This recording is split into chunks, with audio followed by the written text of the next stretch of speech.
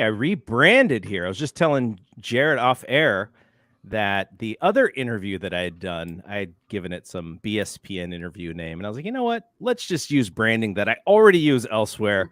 The Double G Show. Jarrett is the very first guest on this newly branded interview show.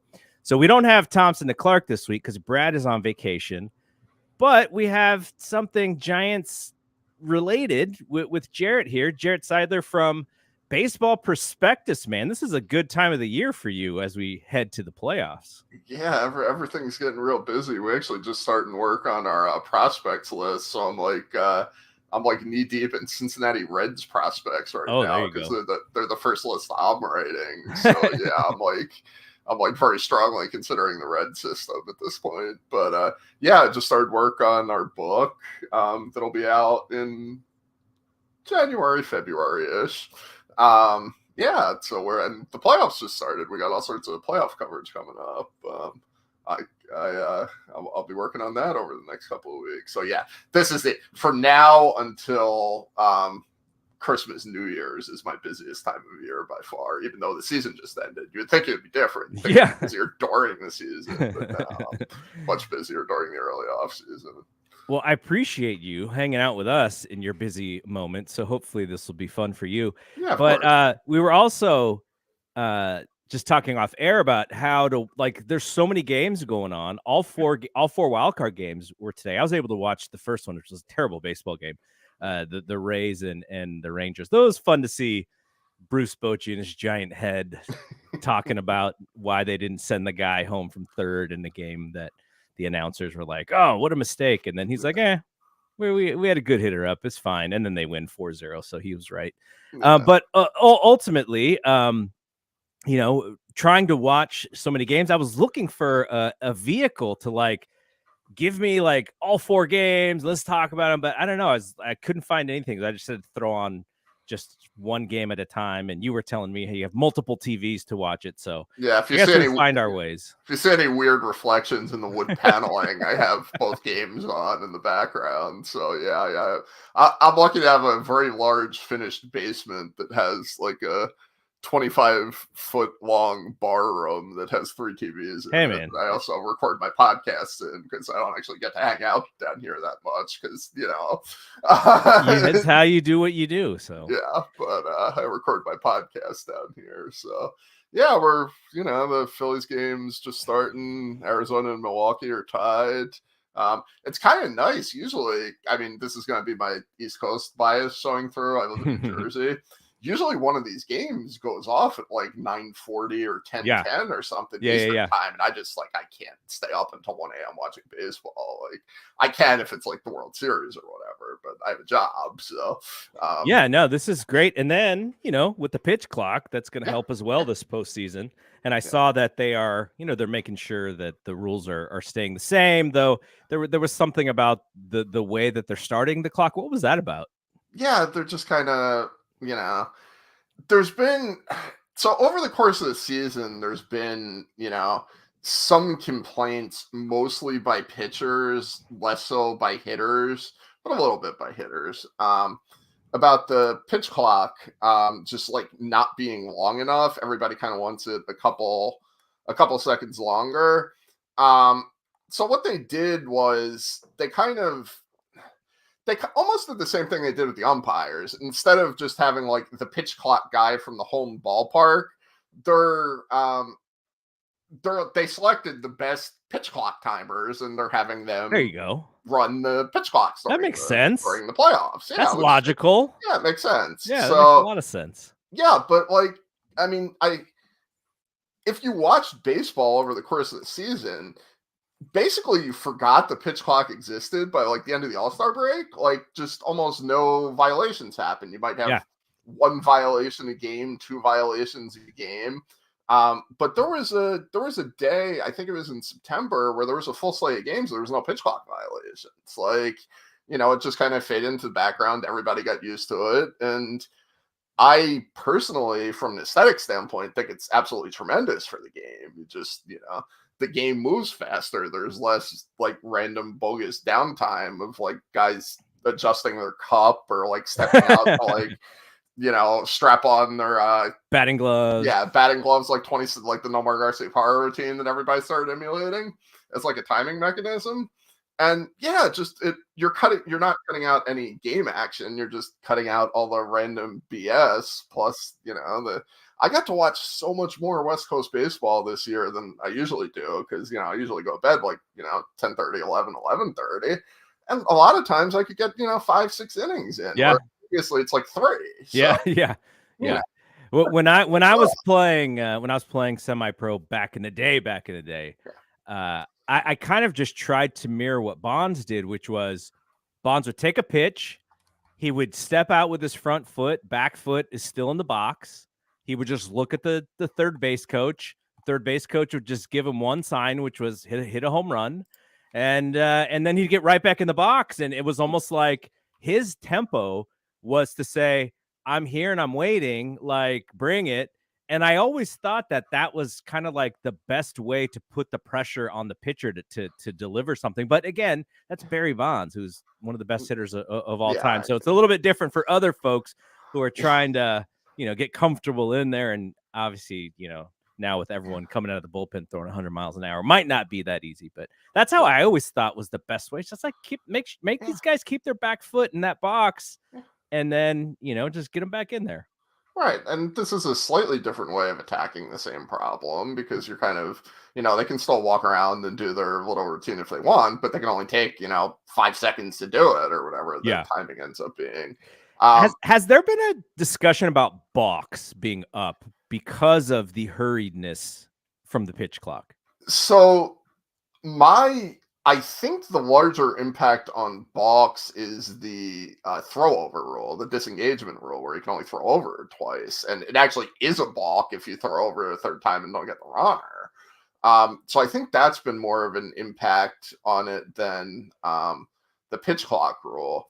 The pitch clock, most of the pushback on the pitch clock has been that there's been some attempt to try and tie it to injuries. It's still kind of early on to see what the effect is of that. I'm sure you guys will have some data in a couple years, and you probably will have some pretty good conclusions too. Yeah, we've looked at it already a little bit. It's kind of conflicting at this point. Because there's so many other aspects to it. Like, how do you separate that out from the rising velocity in the game? Sure. Or just, all the teams select more for velocity and select more for, break on breaking pitches and just raw stuff.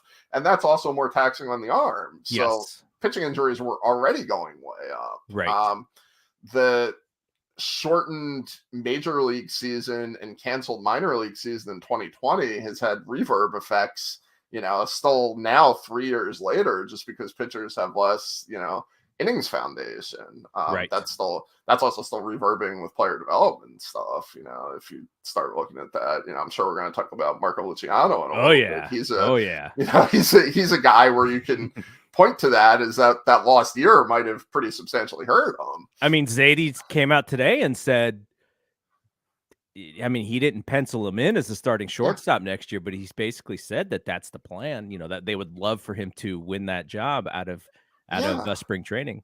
Yeah. And he's if you look at what he's been doing, his swinging strike rates are really, his contact rates are concerning. And you kind of wonder, he didn't really have like that first, 2020 probably he would have been assigned to the low A level and would have gotten a full year at the low A level. And you kind of wonder, how that ultimately affects the development, like way down the road. Because it's, it's impossible to kind of say, but this season he had an awful lot of contact problems and hit the ball on the ground too much. And those are pretty typical young player issues that oftentimes get better with more repetitions. So who knows? Maybe in his case with more repetitions, that could have been less of an issue for him. But so I have 2 worries with him, but then I have one thing that I'm not actually worried about with him, which is, so I'll go with the 2 negative things first, which is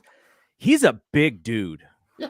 Like when I saw him on TV for the first time, you see all these minor league highlights and stuff, but to see him on the 4K television, I was like, oh wow, this dude is dude is big. Yeah.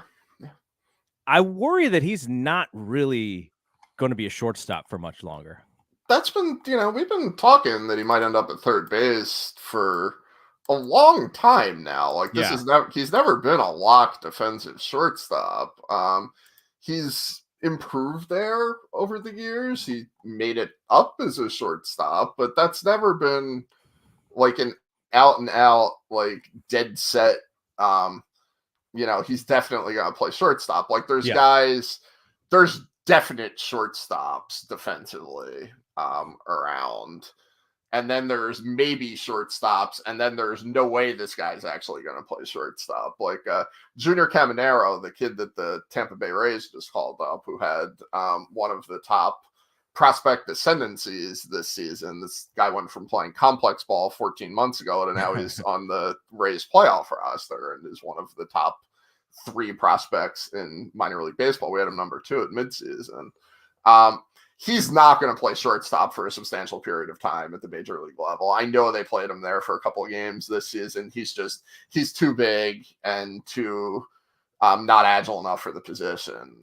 He's kind of like over the Corey Seager line. He's going to end up at third base. Yeah. Whereas, you have guys that are, like just stellar defensive prospects that definitely stick at shortstop. And you can kind of see that all the way down the line. Those guys don't come across like a tremendous amount of the time because there's always like physical growth aspects, but like Francisco Lindor, when he was a prospect, there was no question ever that Francisco Lindor was going to stick at shortstop, right? And he's turned out to be one of the best defensive shortstops in the major leagues too. And then there's by far the largest bucket is the maybe shortstops. Maybe this guy's going to stick at shortstop. Maybe he's not. And Luciano has been in that bucket kind of pretty much the entire time. And there's guys that are in the maybe bucket that end up staying. Carlos Correa has played his entire career at shortstop. Yeah, he's a bigger player as well. Corey Seager. Those are guys that as a prospect people thought might have to move to third base. And they've played their entire career at shortstop. And then there's guys that you forget were shortstop prospects way back in the day, like Miguel Cabrera was a shortstop prospect. That's my favorite one. Yes. And sometimes even the short shot. Manny Machado was considered a shortstop prospect. He's played some at short in the majors, but he's played an awful lot of third base. Yeah, a lot more third base than he has shortstop. Yeah. So it's not. This is pretty common for like your top shortstop prospects to not really know whether they're actually going to stick at shortstop when they're 21, 22 years old. That's kind of something. A lot of times it just depends on team needs. And, it looks like the needs of the Giants are going to push him into attempting to play shortstop. I assume Brandon Crawford's probably not coming back. Is that pretty safe to say? I mean, they played it like it was his last game ever, that final game. I can't imagine. Well, I would hope that for his sake that because this dude has a lot of kids, man. For his sake, if he's got it all out of his system, it'd be a great way to go out. One team, you got 2 World Series championships under your belt, Gold Glover. You're an all-time Giant, so it's a nice thing for him. And he was not a good player offensively or defensively this year. I'm sure his defensive metrics are probably average or above average, but he made more mistakes because of inability to have those fast, quick twitch muscles that he had when he was younger. I just saw them and was like, he would have made that play like 2 years ago, let alone 6 or 7 years ago. So unfortunate for him, he's just banged up too. But back to Luciano, the other thing that worries me a little bit is he's been dinged up. Last year he didn't finish his season because I think there was like a back injury. I think this year he had a lower body injury. I don't know if it was a knee or something that caused him to miss some time. And I think he would have actually been back up with the big club, but there was an injury that stopped that for him because they could have used him. I mean, they had to try and bring in Paul DeJong, and I think Paul DeJong if you add up his Blue Jays and Giants stay, he may have had like 3 hits in both of those stays. Yeah, that was and he wasn't exactly lighting the world on fire in St. Louis before he got traded either. So yeah, the injury thing is a concern, and as he grows, he's not going to get smaller. His body is going to continue filling out, and so some of this may just be, those kind of growth spurt kind of things. But that does worry me a little bit. Is back-to-back years he hasn't just been able to play through full years clean without getting hurt. And the back injury lingered into 2023 too. He was behind in spring, and they was behind getting out of the gates, and that was, I think they ended up revealing it was a stress fracture eventually or something of that nature. But yeah, I mean, look, we're both older than the vast. I think you're older than all baseball. I'm running out of guys because Wainwright's retiring and Miguel Cabrera's retiring. Yeah, I need a Charlie Huff to still be throwing knuckleballs for me to be the same age as somebody. I'm an '84 birth date, so they're running out pretty quickly. What I assume you probably have the back pain of somebody that's roughly in our age. Yeah. Once you start having back pain, you usually don't stop having back pain. And so you have to do more things like yoga and Pilates. Yeah. Just to sustain. So guys that have back problems when they're really young, and he's not the only top right. Brady House in the national systems also had similar kind of chronic-ish back issues. Once you start having those, that's a thing you usually have to manage for the rest of your career. It's not something that just like magically disappears. That's, and that might take the form of a little bit more rest than usual. It might ultimately take the form of putting him in a less taxing defensive position. Right. So, to kind of tie the two concerns together a little bit. But yeah, I mean, he's been a top 100 prospect for probably 5 years now, give or take, really since he was in the low minor. Mm-hmm. You guys probably heard about him. Even before he signed, he was a top dollar prospect down there, and his, pretty much performed to expectations, made the majors, 21, came up, and, there's been more concerns. He's also, his prospect career, so to speak. I know it's weird to talk about like a 21-year-old having an entire career behind him, but his minor league career came at a time when we've been reevaluating how we evaluate prospects, not just on the public side, but teams have been too. Just the influx of really advanced pitch by pitch, swing by swing, batted ball data, all of which is available now in the minor leagues. And Luciano is the type of prospect that I think 10 years ago, we probably would have held in higher regard because there was less granular data on like what's actually driving his swing and miss concerns. Mm-hmm. And, that's, now instead of looking at a strikeout rate, you're looking at like an in-zone contact rate, which is a little more finite. But yeah, I mean, he's a very good prospect. I think he's probably going to be a pretty good major leaguer. It might be a little rough in 2024. That might be asking a decent amount of him. I suspect he's going to out-hit Casey Schmidt's 2023. I would certainly hope so. We're gonna talk about Casey God. Schmidt. This is my line with Casey Schmidt. The second that pitchers figured out that they did not have to throw him a strike, he was done. Yeah. He was absolutely done. Yeah, that's why swing decisions are important, right? You've got to be able to.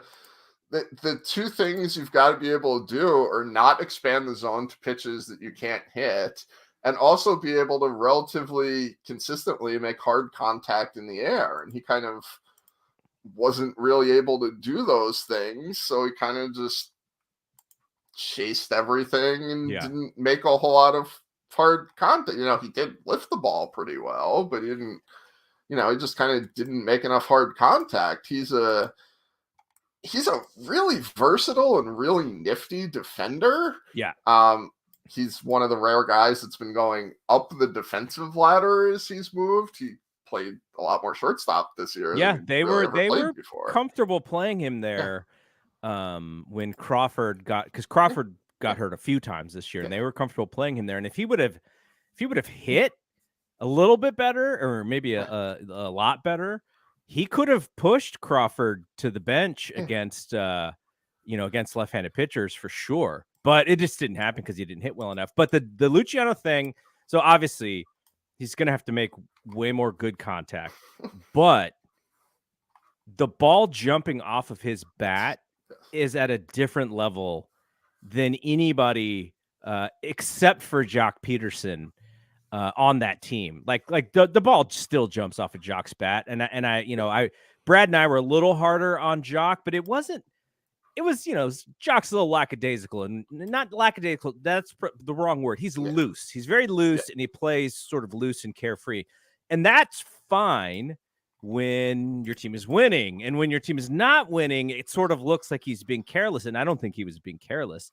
But the problem with Jock this year is the Giants needed him to play way more defense than anybody had their right mind playing him defensively. So when you have to factor in him playing left field in addition to his hitting, then it just drops his value as an overall player. And that's what was frustrating, just having to watch him play left field. But at the same time, I couldn't really get mad at him. Like, we know what he is as a left fielder. Yeah. Why is he in that position? Well, because the Giants roster was what the Giants roster was.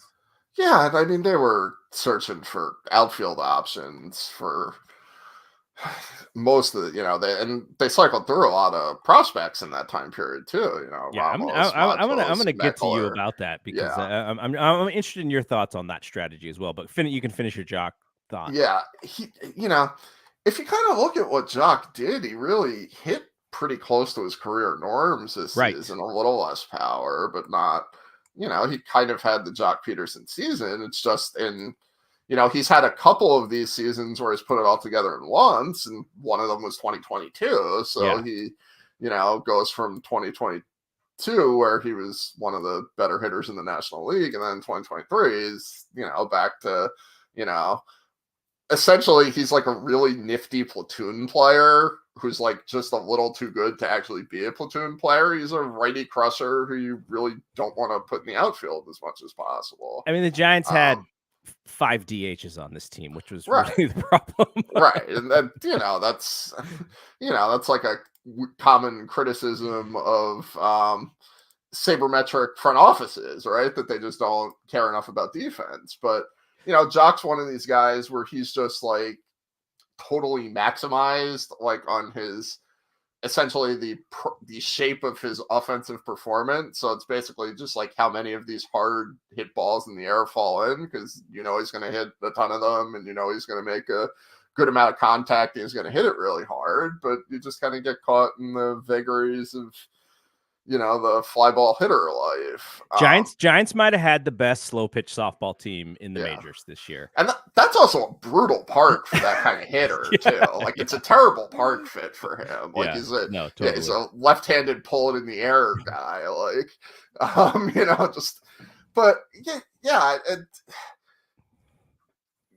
mean, he went out there and tried to play the out. I think Jock Peterson hasn't been a starting caliber defensive outfielder since, I don't know, 2017. We're talking about Cabrera being a shortstop. Wasn't Jock Peterson a center fielder? Oh, yeah. He came up. People thought he could play defense when he came up. Yeah, he came up as a center fielder. I remember seeing him. I was sitting in the center field stands at Citi Field. And this was probably like 2015 or 2016. And the fans there were chanting, "Change your number," at him, because he was standing right in front. He was wearing number 31 with the Dodgers, which is Mike Piazza's number. Right. And obviously Mike Piazza's Met legend too. So he was playing center field there was the point. Like, he was like the regular center fielder at the time. And now it's like watching, like, it's not quite as bad as like the Kyle Schwarbers of the world, but he's also... but when Kyle Schwarber can hit 40 jacks, then you're like, okay, we'll sort of let it ride a little bit. So back to your thing about the Giants using a lot of their prospects to kind of having to play positions. I was wondering about this just related to historically, because Giants fans, when a player is added to that main roster, the idea is like the top prospect guys. I'm not talking about fill-ins or AAA guys who've been there for a while. Usually you go, oh, we're now creating room. We're adding him to the 40-man. He's on the team. He's going to be here. And we're not going to see the back and forth, but that has not been the Zaidi experience for Giants fans. So when someone like Kyle Harrison comes up, in our minds, we're like, oh, he's here to stay. And then he went down and then he came back up. But same with Luciano. I don't like we're not really comfortable with the idea that these guys are just roster pieces as much as, because historically you go back, Buster Posey comes up. The Giants kind of wait to bring him up, even though he was way ready, because they don't want to get that arbitration clock going. But it's almost like they don't care as much these days with starting that clock on certain guys. And I don't know if that means that they're only doing that for like the tippy top prospects these days, or is just that roster flexibility so much more important in today's game? I think it's a little bit of both. So the service time manipulation stuff has changed a little bit in the new CBA. And a lot of the smarter teams are taking the position that as long as you can maintain the player's rookie eligibility in that season, not have the 45 days on roster, not have the 50 innings pitched or 150 at bats. I may have slightly screwed up those numbers. If I did, I apologize. I Google who's still rookie eligible. But it's something like that. I think it's actually 130 at bats, whatever. Close enough. If you get them that little bit of experience in that first season, they maintain the rookie eligibility, and then they play the entire next year in the majors. You're eligible for extra draft picks if they reach the prospect promotion incentives with the rookie of the year stuff. So you saw that with a couple of guys this year, Mason Wynn, Nolan Shonwell with the Angels. And both Luciano and Harrison, I believe, still have the rookie eligibility. Oh, yeah. So I think Luciano's probably under 25 at bats, I think. Right. So I think you're well within the sphere of, and both of those guys, especially Harrison, are going to have a pretty good shot at placing in the NL Rookie of the Year contest next year. So you get that extra, you get the few starts at the beginning of next season, 3 or 4 starts, plus you get, I think you made like 6 or 7 starts in the majors. So you get like 10 extra starts. Yeah. Plus you get the possibility to win that pick, which is a first round pick. It's at the end of the first round. It's a pretty valuable pick. So teams have kind of started manipulating service time in that way, as opposed to doing the classic, we're going to call you up either on April 20th or June 15th to claw back the year of service time or push back arbitration a year, which is kind of how it had been done. There's still some teams doing that, and it also depends on when the player is ready. But I think with the top prospects, and realistically for the Giants, the top prospects for this discussion are Harrison and Luciano. I don't think they're doing this with Wade Meckler. No. And also, one of the pieces of that draft compensation thing is that those prospects have to make 2 top 100 lists as designated.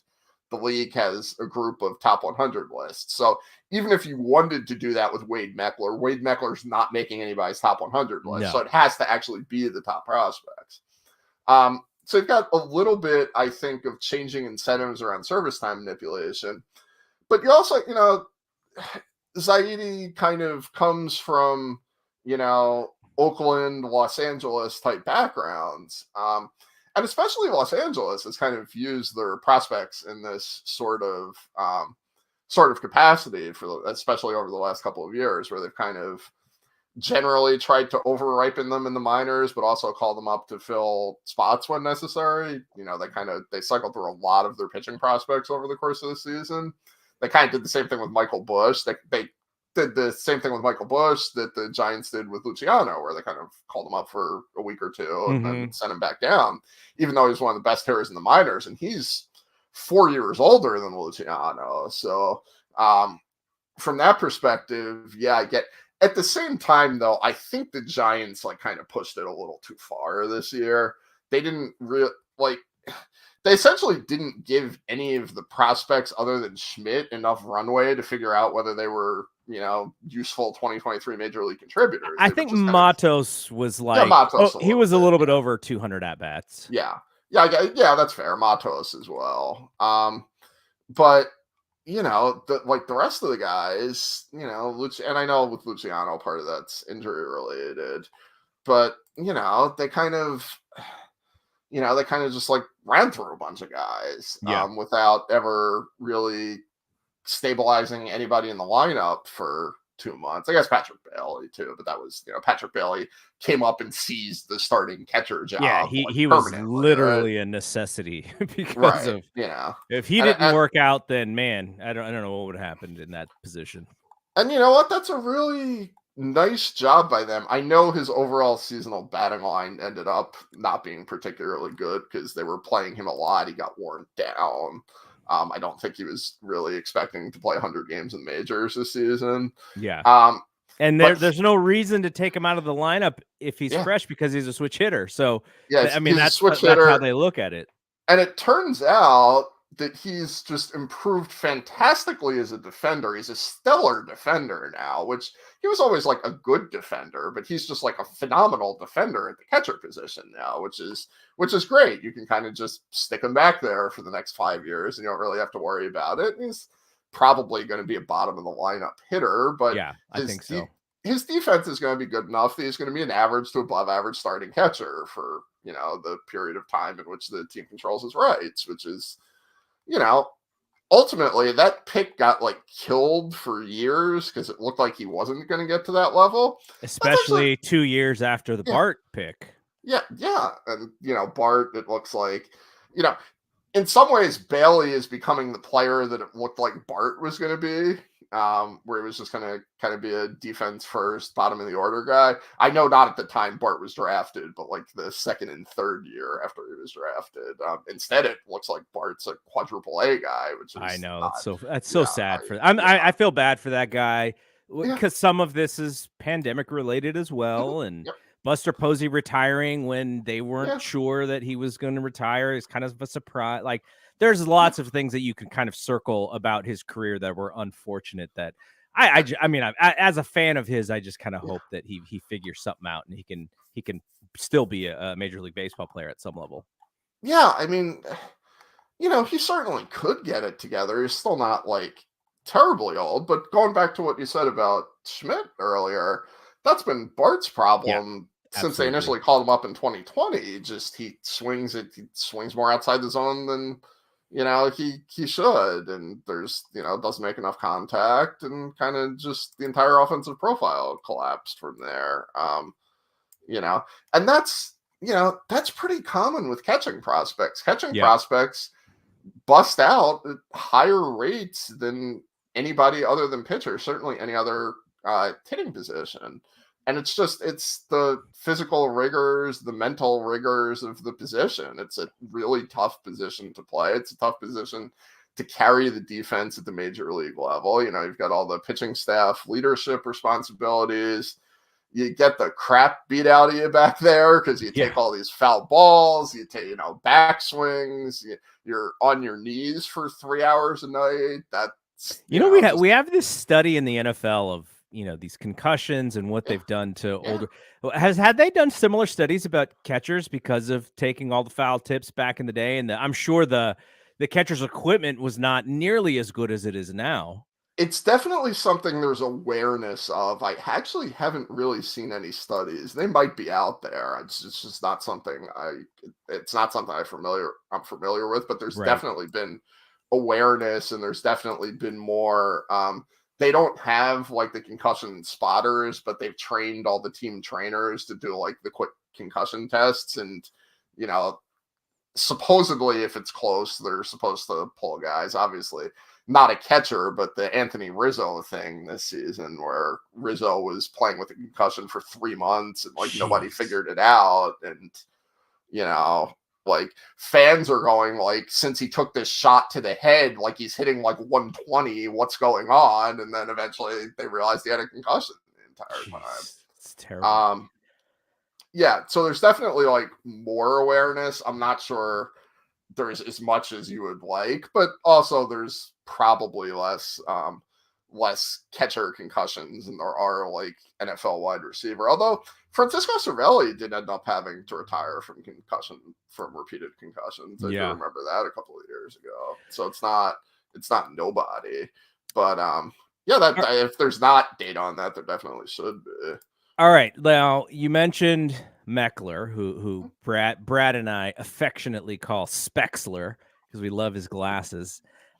He comes up. Now the problem with Meckler coming up this early is that now he's on the 40-man, so he takes up a spot, and you can't. It's not like you're going to be able to just at some point you're not going to be able to bounce him like they did this year. And then ultimately he's got a spot that may be needed for somebody else, but you cannot use that spot because now he's so young. He didn't even really need to probably take up a 40-man spot for another year and a half, but they felt that because they're so unathletic in the outfield that he was going to be the guy. And he honestly, he was at some times really bad in center field. Like I felt for him. I was like, okay, you're not ready to be here, but you're still better than whomever else they had to throw at that, because Matos was not great in center field either, though he was fine in left. But what about that sort of 40-man manipulation? Has that come back to bite some teams in the butt when they've done this with younger players? It does. Meckler's not super young. I know he was only drafted in 2022, but he was I don't know exactly what his draft status was, but he was functionally a senior sign. A lot of those guys had weird eligibility because of the pandemic, but he was already over 22 in his draft. He was an older college pick in the rounds where older college picks tend to get taken. The option rules, by the time he's going to be out of options, he's 26. So by that time, he's probably going to either be established as a major leaguer or not be established as a major leaguer. I will cop that I've not done a deep dive on exactly what Giants prospects are Rule 5 eligible for this upcoming Rule 5 draft. I don't know. My sense this is not the world's deepest. Maybe Hunter system. Bishop. Yeah, I know. Know they don't need to add Hunter Bishop to the 40-man. I can definitely say that. But like a lot of the more interesting near-term prospects, Wisenhunt doesn't have to be added yet. Reggie Crawford doesn't have to be added yet. Rainer Arias definitely doesn't have to be added. He's still in the complex. He just signed recently. Bryce Eldridge was just drafted out of high school. He doesn't have to be added. My sense is that they don't have a lot of guys to add to the 40-man, so this probably isn't going to be a problem. Like that group of prospects, it's most likely to impact the team in 2024 or has been in the system long enough to need to be added to the 40-man.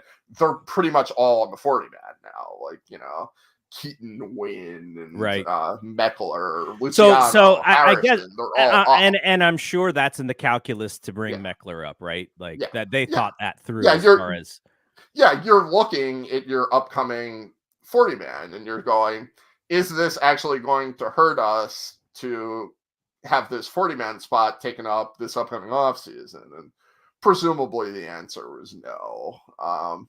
And, it was worth a shot. Meckler's one of these guys where he had this incredible top-line performance in the minors and at all 4 levels of the minors that really wasn't as driven by the advanced batted ball and plate discipline data as you would hope. He was hitting for a tremendously high batting average on balls in play. Oh, yeah. He's hitting like over 400 on batting average and balls in play or something like that. It was ridiculous. Which is not random, but also nobody hits over 400 on batting average and balls in play for any substantial length of time in the majors. They just don't. Like the range of reasonable numbers for BABIP for hitters is between like 260 and 350. And the guys that are running BABIPs in like the 350 range are like your 8-hit tool guys, which again, Wade Meckler is not an 8-hit tool guy.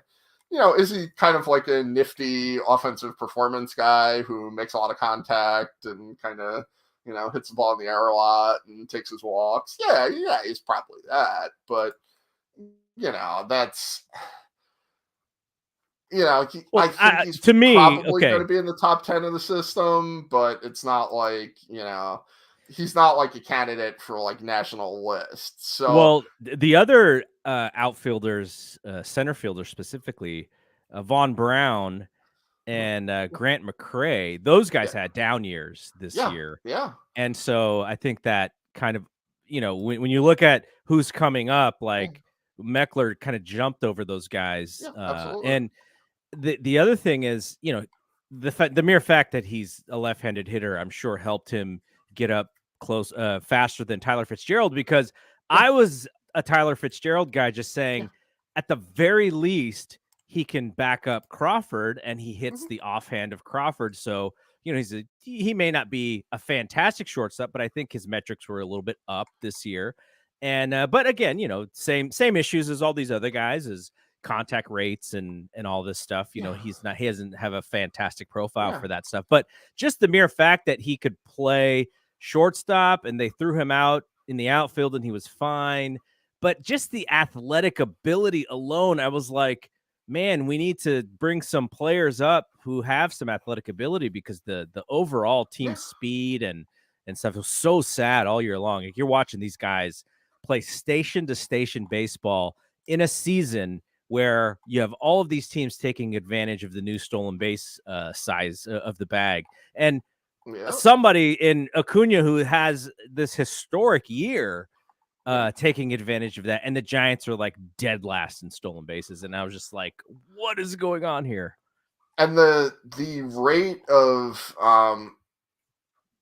pretty much everybody's stolen base rate got above 75% this year, unless you're just like the world's slowest or worst base runner. So, like, guys that previously it would not have made sense for them to attempt large amounts of steals were all of a sudden running all the time, especially on more aggressive base running teams. And they were basically just picking up free bases nonstop because, pitchers have gotten so bad at holding runners that, if you can kind of just, you get your couple of throwovers, and then most of the time they're not throwing over anymore because you can't. As we discussed earlier, if you throw over a third time and don't get the runner, it's a balk. So yeah, and you get somebody in like Fitzgerald, who does have the capability to steal a lot of bases and has stolen a decent amount of bases in the past. I did see they mentioned him in the end of season presser as a guy who's probably going to compete for a starting job next season, which I thought was interesting. The fact that they did not bring him up until the end of the season tells me that there was something that they didn't like, and then he comes up and he was striking out just like everybody else, but he hit a couple home runs. One was against the Dodgers, so I'm sure that makes them happy. But he was actually able to steal some bags too. Right. I don't know if he was. I think he was over 30 in all of his combined all of his combined games this year in majors and minors. So I mean, he was running, and he looks like a good athlete. And I just found it so weird that out of all the guys that they were so comfortable bringing up and signing Johan Camargo and guys like that, and you have this kid, and they were so willing to bring up these other kids, and he was the one that they just were not willing to bring up. Yeah, and he was a guy that had to go on the 40 too. If you start talking about that, it was a 2019 draft pick, so you have to add him to the 40 if you want to protect him from Rule 5. And they did ultimately, but it's a little bit weird. I do kind of wonder sometimes with the Giants, and I thought this more about Kapler than Farhan. The pace at which teams have been improving their processes over the last few years has been like really rapid and exponential. Like shockingly so, in terms of just like teams are getting smarter, which has left some people who we thought were really smart as recently as 3, 4, 5 years ago struggling to keep up. You saw this in Boston with Hein Bloom, where, Right. Hein Bloom at the time he got hired just 4 years ago was considered one of the brightest up and coming executives in the entirety of the sport. And then by the end, it's like, he's like, okay, he's not like, he no longer has like the wonder kid attached to him. And I do kind of wonder with that. My colleague at BP, Mark DeLucci, wrote a piece at Sports Illustrated. He also writes for the Giants Sports Illustrated site. And one of the things he noted, which was absolutely true and does comport with things I've heard as well, is that the Giants are substantially more compartmentalized than other major league operations. The smartest major league organizations have gotten like really collaborative, like kind of everybody does everything. If you taught, like the smartest scouting directors I know are incredibly well versed in and capable of doing their own analytic work. Mm-hmm. The smartest analytics guys I know are capable of doing scouting work and doing mechanical work and doing player development work. And you've got a lot of, your best organizations, your Dodgers, your Rays, like the model organizations that everybody's trying to be like everybody's collaboratively involved. And then you kind of hear with the Giants, it's a little bit more siloed off, and Gabe Kapler's doing the manager stuff, like the traditional manager stuff, and the scouts are doing the scout stuff, and the player development guys are doing the player development stuff, and you've got the guys at the top kind of melding everything together, but maybe not in that full collaborative sense. Like, so you're saying you may not need 15 assistant coaches on a baseball team, right? But it's like I'm trying, if you start looking at like these weird things where it looks like the right hand doesn't know what the left hand's doing, in terms of just like cycling through players or call up decisions maybe being different from player development decisions. I think Mark's point that the siloing off of various departments may have contributed to that. And I have no idea what drives that. I don't know if that's a management style. I don't know if that's just things that happened because of who is there. But, if you kind of start looking at, why aren't the Giants improving quickly into that kind of Dodgers, North California, like I think they were trying to do a few years ago. That's a potential factor. Also, like Kapler is a very strong personality. I probably don't have to tell anybody that's listening to this that one. And, he also has had his, he came up on the staffing side as player development guy. Yeah. So he's going to have his own thoughts on all of that stuff. Were you surprised that he got let go? I was a little surprised. So I'm glad you brought this up, because I wanted to turn this conversation more towards that side of things. Yeah. I think I expected them both to come back for one more year, just because management had publicly said that was the plan as of a couple weeks ago. And so this terrible end to the season seems like it torpedoed him a little bit, which I get it. Like a month and a half ago, the Giants were had a very high percentage of making the playoffs, and then they just gave it away. They were in the proverbial driver's seat, and they just lost it. So my thought was, he's coming back. Zaidi's coming back, and it's sort of like the show me year. They both had. I think Zaidi has an option in his contract, so I don't know what Kapler's was, but it was like, here's the show me year, and if you guys can sort of bring it back, then there's the faith. But when it was Kapler and not Zaidi, who or not both, who kind of took the brunt of the responsibility of it, I was surprised, because you could sense that Zaidi was almost like, man, like that's my partner in crime here. Mm-hmm. And for me to still be here and for him to not be here, it's kind of like him taking the fall in a sense. Like, he was very sort of apologetic, and you can tell they're really close and they're really good friends. And then the thing that I thought was very interesting is that Zaidi said that he himself is going to have to be a little bit more flexible in feedback and in opinions and in maybe process changes, sort of operationally, like you're saying. So that was interesting to hear him say that. And at the same time, I kind of wonder, like, if what works best with Zaidi, his hand-picked guy, did not work. So essentially, what the Giants are saying is maybe your way isn't necessarily the only way, and maybe there has to be this blend of feedback and opinions on stuff.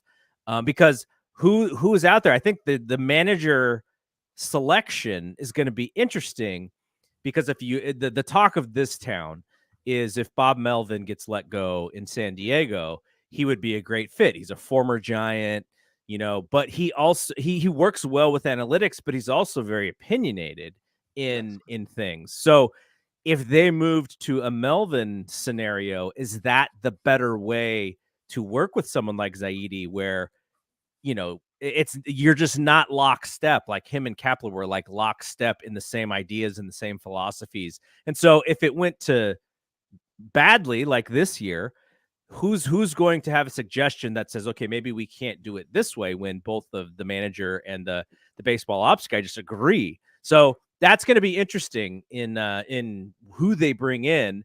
And I don't know. I like that. Like who they bring in is going to tell me what they believe is the right way of doing things. And Zaidi was heavily sought after here. Like they brought him in and they were like, this is the guy that's going to turn the franchise around. And the Giants are, like you said, the Giants are going to be the Dodgers, North. And it hasn't happened. And but we have to give him the benefit of the doubt as well as all these other general managers. And with all the things that happened during the pandemic, some of them have worked out far worse for some teams than others. But yeah, like what is your take on that whole thing? Because what you guys do is, heavily analytics based and scouting based and just tying all of these things together. What the Giants did say to you about what they think about who they have in charge? So it's weird. You usually don't see outside of like super successful 20-year tenures. He's going to be hiring his third manager. He inherited Bochy, and then Yep. he hired Kepler, and now he's also getting to hire Kepler's replacement. So if you're letting him pick another manager, you're not actually, because you can fire the president of baseball operations and stick the new one with a manager he didn't pick. Yeah. But most guys coming in from the outside are going to want to pick their own manager. You just saw this with the Mets, where David Starnes blew out Buck Showalter, so he could pick his own manager. So you're almost committing to like the current situation for 2 years, because most managers get 2 years at least. Even if things don't go well, unless they're like just monumentally terrible or something, happens where they have to fire them. So it's almost like you're committing to stay the course for a couple of years here, which again, I don't think is the wrong move. The Giants have shown in a lot of ways improvement as an organization over the I think Farhan's been here 5 years, give or take. Which is, it doesn't feel that long, but time both feels longer and shorter now. Yeah. So, but it's been a while, and they've shown lots of improvements in their player development and some in their scouting, kind of modernization towards becoming a modern franchise. And that process does take about 5 years to actually like fully get into place. Like it takes a couple of years to hire all the people you want, and then it takes a couple more years to get them doing the things you want and kind of get everybody on the same page. The weird part about letting Kepler go within this is that Kepler was kind of I don't want to say ideal, because that's overstating it, but a very common model now is for teams to hire a manager that's in lockstep with the front office. That's the vast majority of managers. If you start looking around the league, there's maybe a half dozen managers that don't fit in that mold. Dusty Baker, Bruce Bochy, Phil Nevin with the Angels, although he just got let go the other day. Maybe a couple of other ones.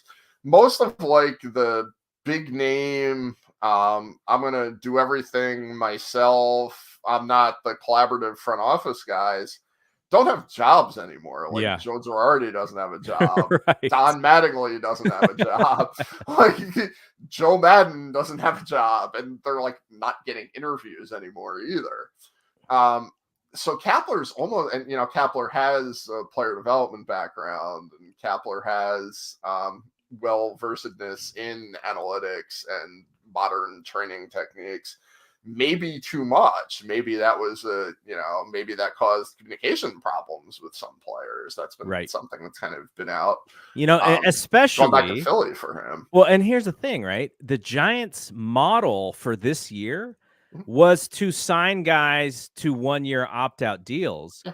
So it's not like, there was a conversation about, Logan Webb has been very vocal about, this locker room. When I came to this locker room, and so you got Buster there. And so you sort of looked to Buster for approval before you did something.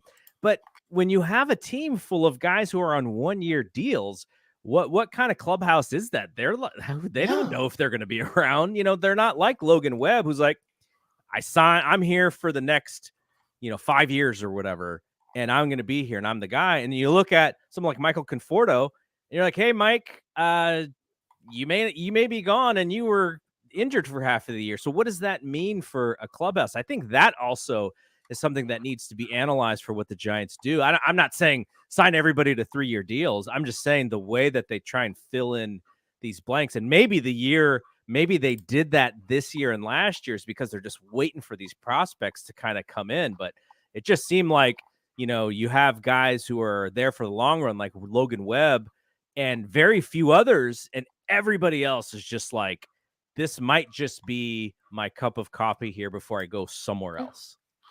Yeah, and it becomes difficult to. So much of what a manager's actual job is just like hidden to us, right? Like we don't see the day-to-day interactions with the players. We don't see, a lot of the current managerial job is communicating the team's plan to the players. Like we're going to, and getting them the right information to succeed, because there are players that are like incredibly well analytics versed and just want to hear like absolutely every analytic and want to know the hitters that want to know the starting pitchers VAA and, pitchers that, are incredibly into. But there's also an awful lot of guys who want somebody to take that for them and just give them actionable steps. They don't want to hear about, they don't want to hear about the pitcher's VAA. They just want to know what it means to them. Right.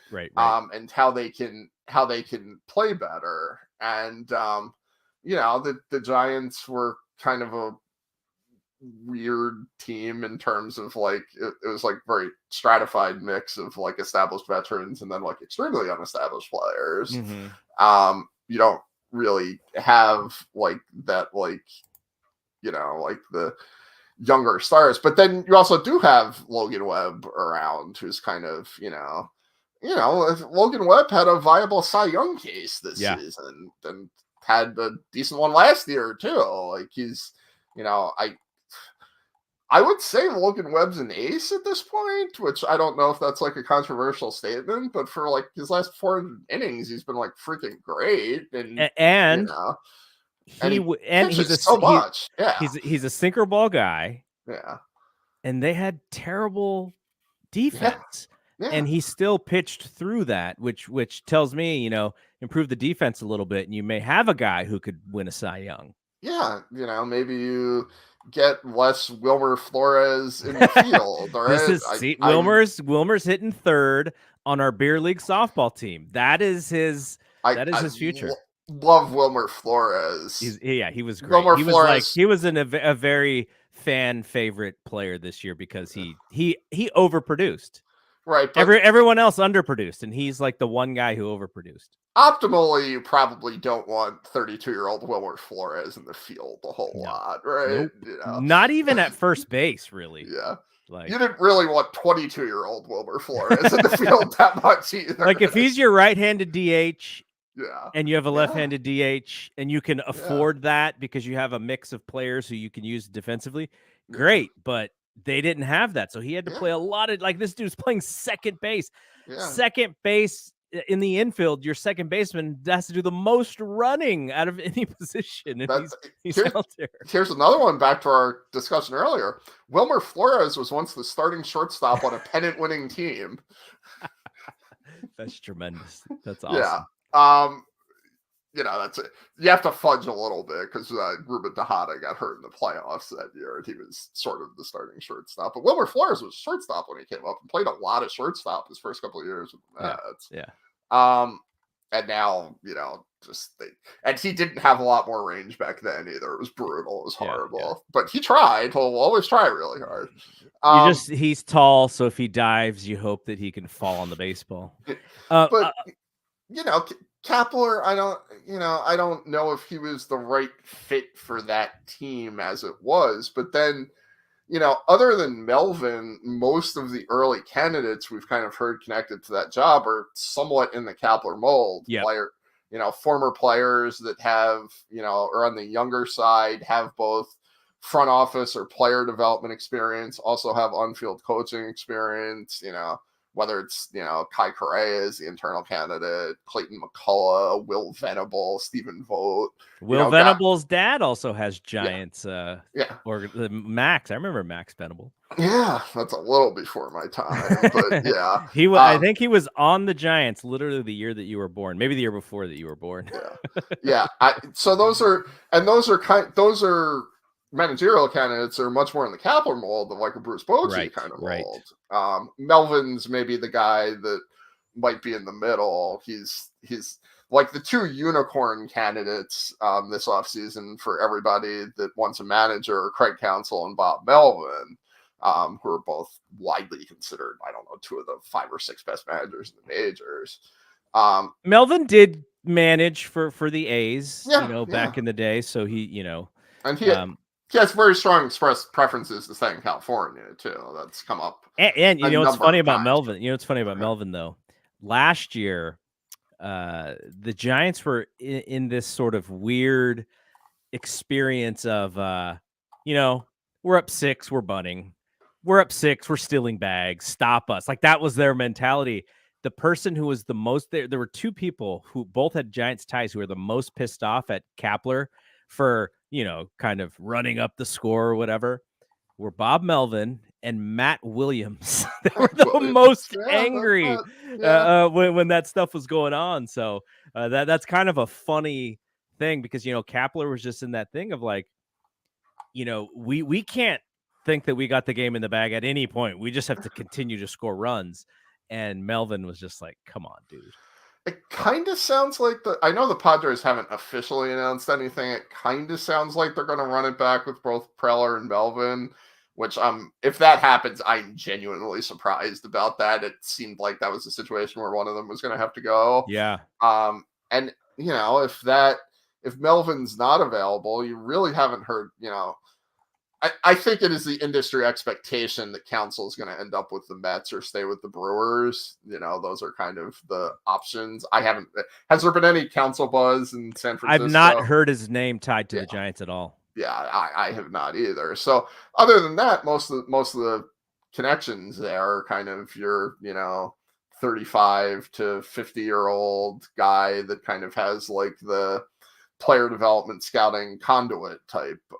Conduit type thing. I'd be curious. Kai Correa's got a really cool story and has a really interesting background within baseball. He started as a D3 baseball coach and worked his way all the way through. So, if they're going to, he's a really interesting like internal candidate for that job. It might be a little too early for him just in terms of age. Yeah. But there's just something about the Kapler personality. So whomever takes this job, they're going to have to come in as a different type of charisma than Kapler brought. And Kapler, the human, Kapler's a tremendous human being for this city. This just the thoughtfulness that he has, how he was raised, a lot of that stuff. He was the perfect guy for San Francisco, for the Bay Area. And I really like that. I thought he's just such a stand-up person.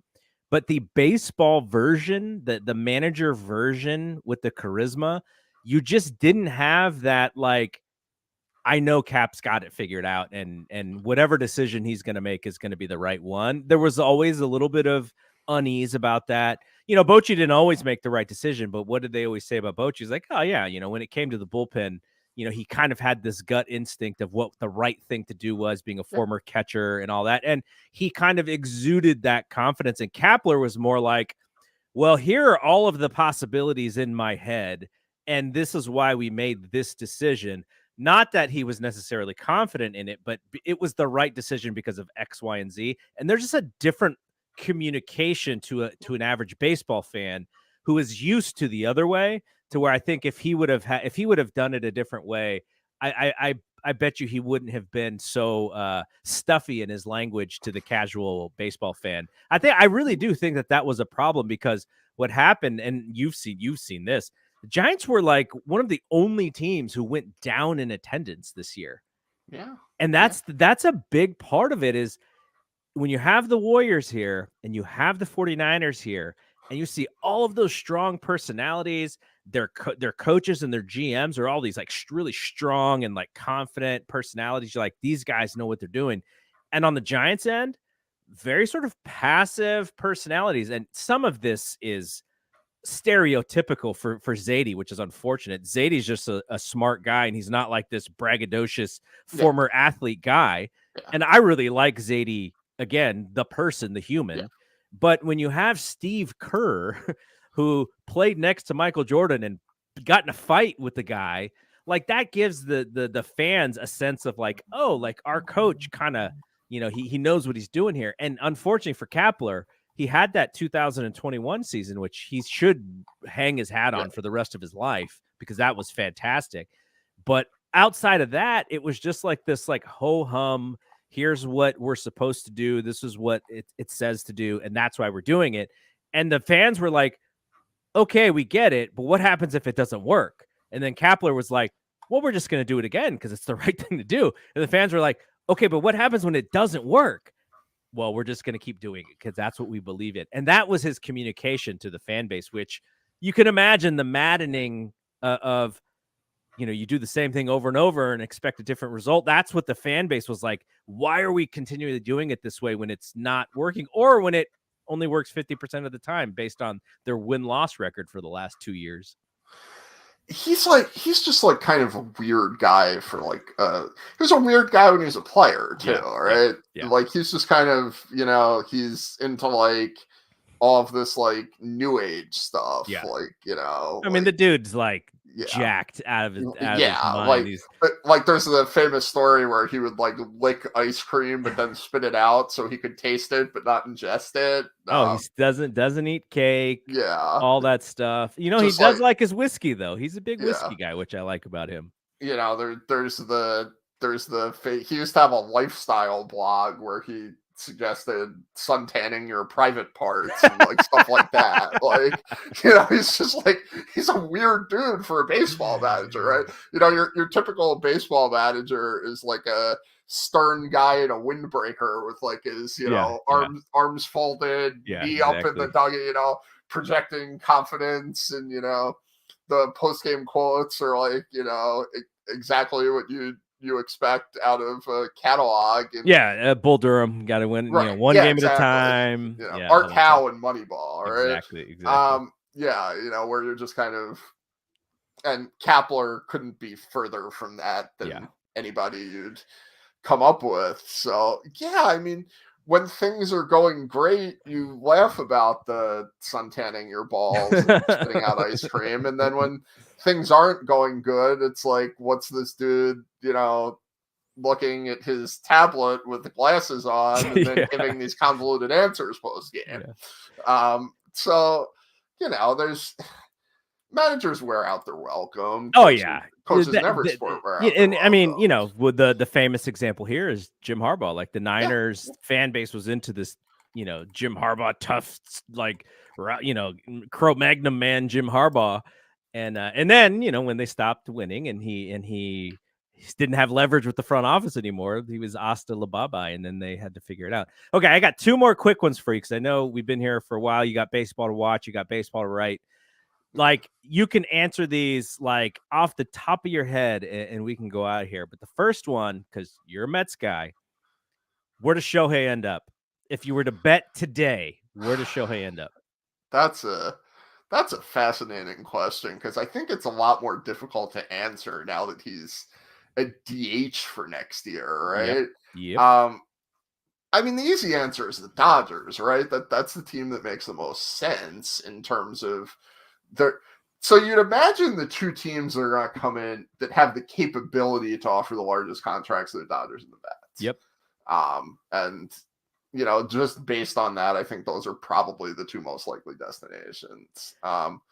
The Padres kind of seem like they might be pulling back a little bit on salary. I know the Giants have been mentioned, which I'm sure is why this was a question here. The Mariners have come up, the Cubs have come up, the Yankees, the Red Sox. Especially with Cal Raleigh. Is Cal Raleigh? He called out the front office of like, hey, can you guys spend some money here? Their president of baseball operations, or GM, had a press conference today that was just like a catastrophic disaster. Oh, man. They indicated that their goal was not to win the World Series. It was to finish as a 540 team. And they had a 10-year plan to finish as a 540 team every year. That's worse than Kapler's answer. Far worse. Yes. Even if that is your plan, you cannot say it. No, that's not marketing. Your press conferences are essentially marketing. That is not marketing. Yeah, that's a situation where I think Jerry Dipoto was just like way too honest about what his actual intentions were. Okay, so you say Dodgers and Mets. For me, obviously, Giants are probably on the 3rd or 4th or 5th best shot at it. Yeah. If he doesn't sign with the Giants, anybody but the Dodgers is because and it's not just because he's so great and the Dodgers are good. It is because I want to root for him. Yeah, and if I cannot root for him if he plays for the Dodgers, so that's my conundrum as myself, a half Japanese American. I covered the 2021 All-Star Game weekend in Denver, which was like the Shohei coming out party weekend. Just one of the most amazing experiences like you could ever have. Just like this guy, he just like he has it, right? Yeah. Like he has it in like the same way that like Roman Reigns has it. Right. He just like has it. There's our wrestling reference. I was waiting for one. One of us was going to bring up something obviously. But yeah, him going to the Dodgers would just be like really boring. Right? Yeah. Like it's what everybody's expected for like 3 or 4 years now. He almost signed with them out of high school. He almost signed with them when he came over. I mean, that was kind of a shock, right? That he did. Yeah. I thought he was going to end up in Seattle, if I was being honest. That just kind of seemed like the favorite. And then about an hour before it broke publicly, somebody texted me, hey, he's going to the Angels. And I was just like, what? Like, that doesn't make any sense. That can't be right. And then an hour later, there's a release out that he's going to the Angels. Someone sold him a bill of goods. Yeah, it was literally Billy Epler, who's now the Mets general manager, which is why him and Billy Epler are still very close. That's the other connection between him and the Mets. But yeah, like I would almost like to see him end up somewhere like San Francisco or Seattle. That's a little bit off. A little bit. Obviously, I would like him to end up with the Mets. The guy's the most talented baseball player of all time. I want him to be on the Mets. The same, I'm sure that you want him to be on the Giants. Yeah.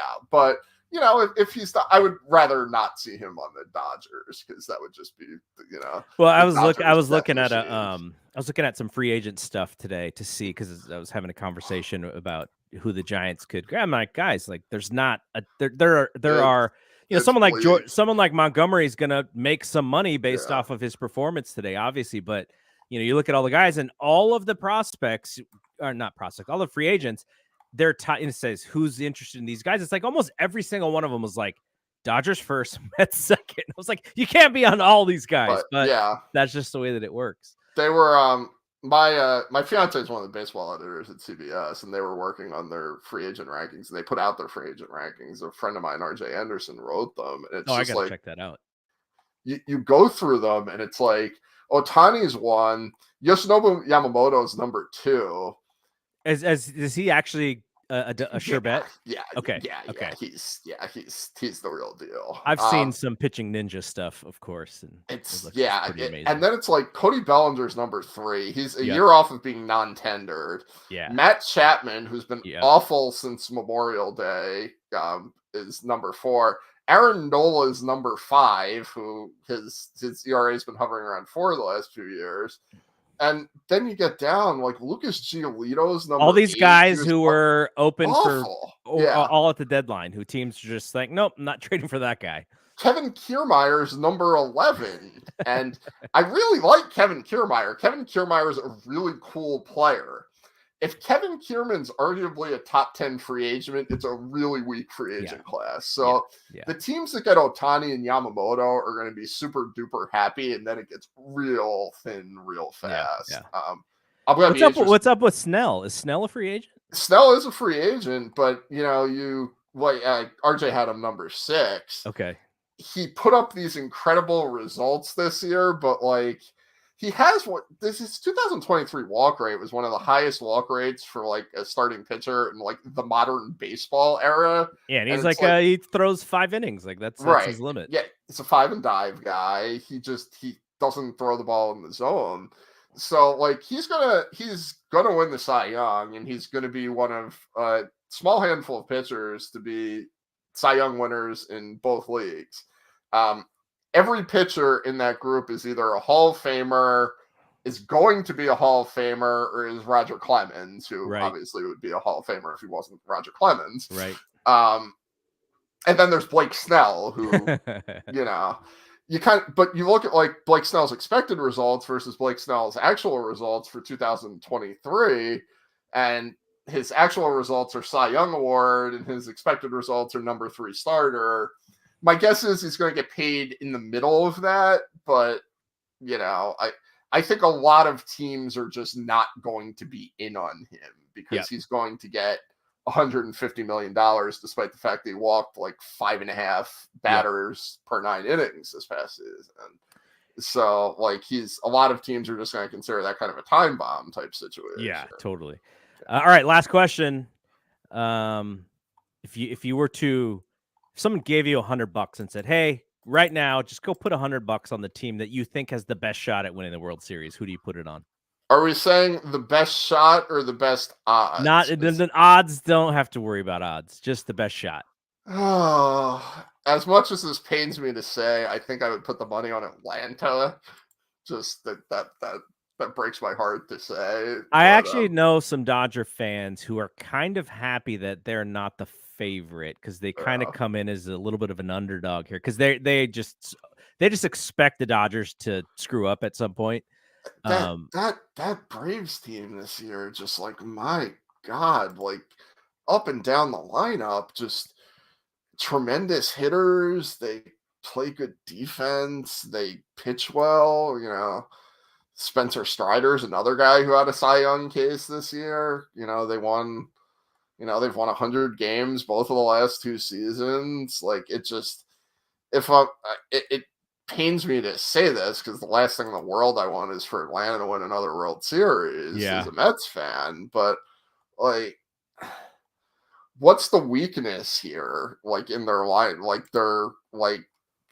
their right-handed side of the one spot they platoon isn't that strong. Like, the weakness is that against left-handed pitchers, they might like DH Travis d'Arnaud and play Marcell Ozuna in the field or something.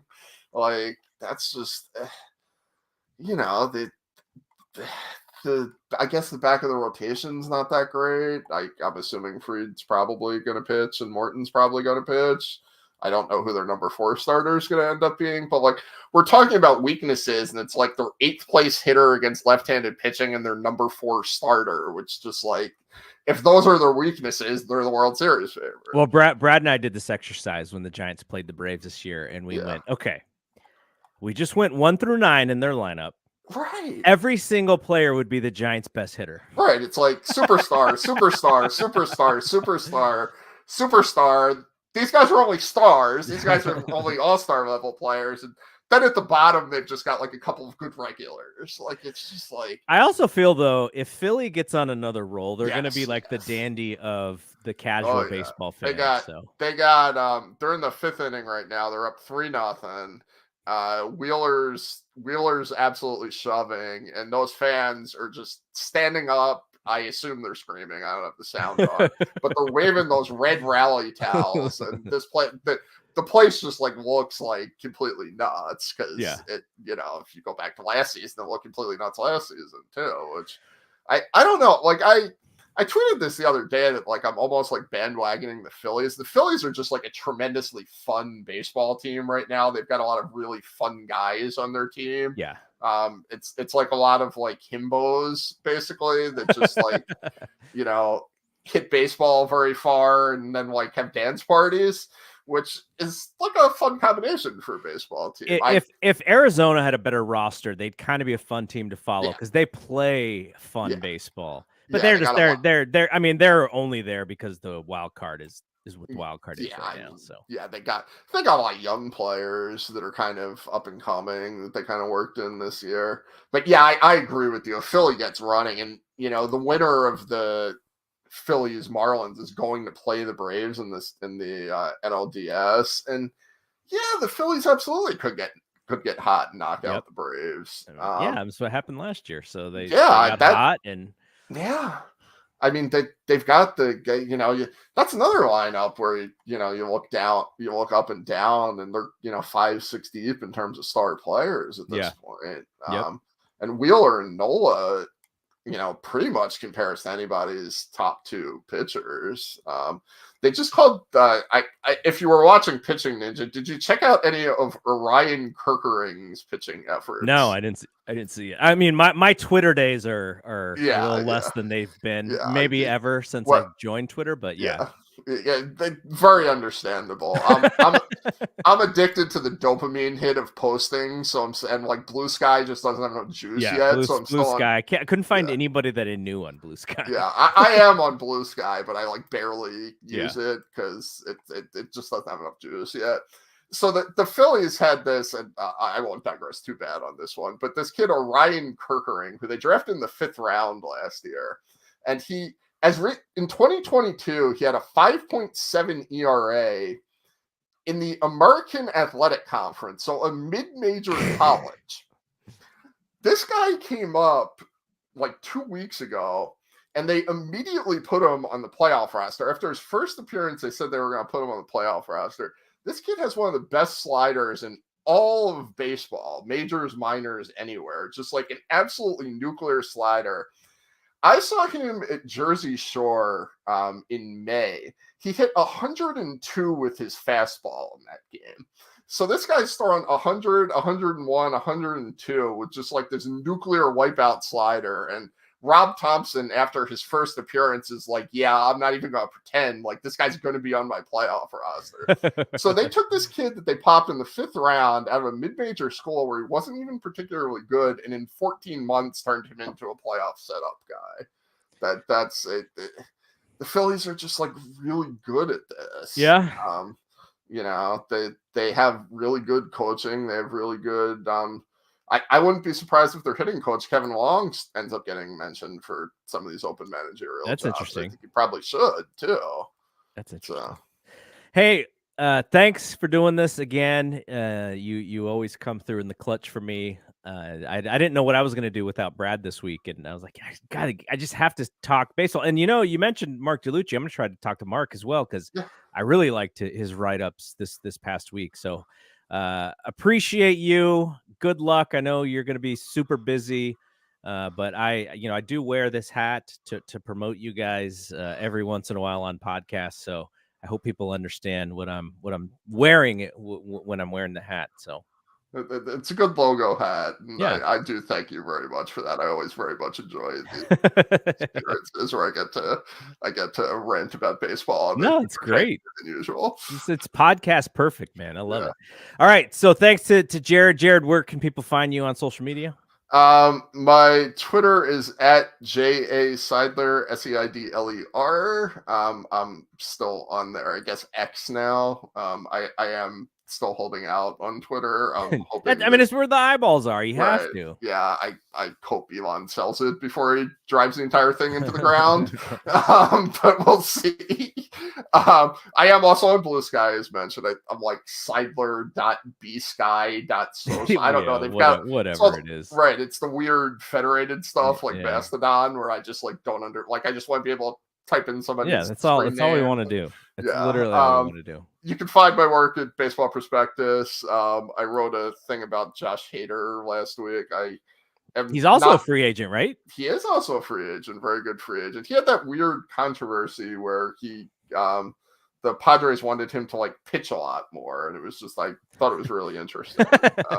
Like what does he owe the Padres 5 days before free agency when they're not really in the playoff race? It's an interesting labor question. Yeah. So I wrote about it. I'll be popping in with playoff coverage. Might not be this week. I don't know.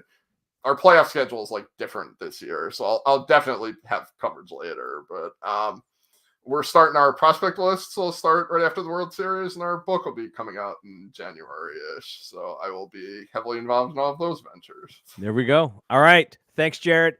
I am Double G. We will see you when we see you. Peace out.